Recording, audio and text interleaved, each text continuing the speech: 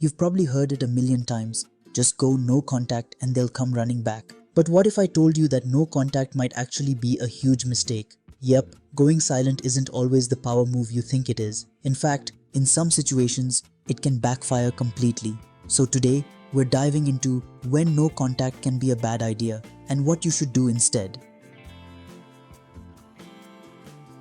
First, let's get one thing straight. No contact can be powerful. It gives you space to heal, shifts the power dynamic, and stops you from chasing someone who isn't valuing you. But here's the thing, it doesn't work in every situation.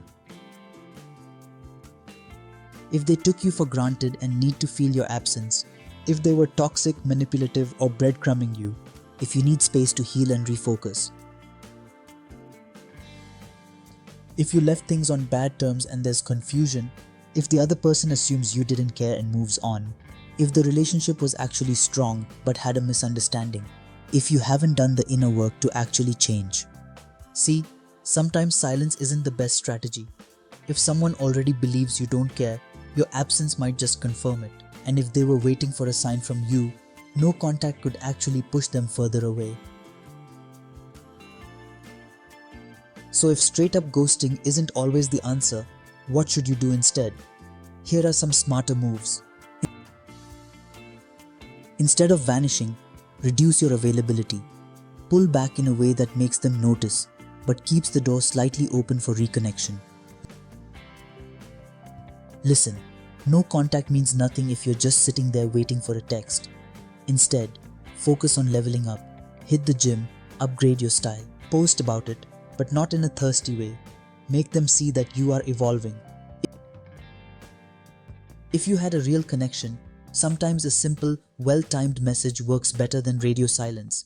Something like, "Hey, I just came across something meaningful to them and thought of you. Hope you're doing well." No pressure, no desperation, just a subtle nudge. People respond differently.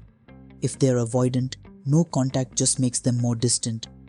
If they're anxious, they'll assume the worst. Knowing this can help you play your cards right. Humans are wired to value what others value. Instead of obsessing over them, surround yourself with high-value people and be seen enjoying life. That FOMO can work in your favor.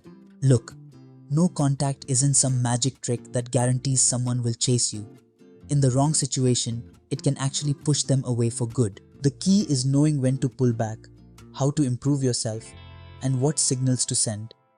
So before you go silent, think strategically.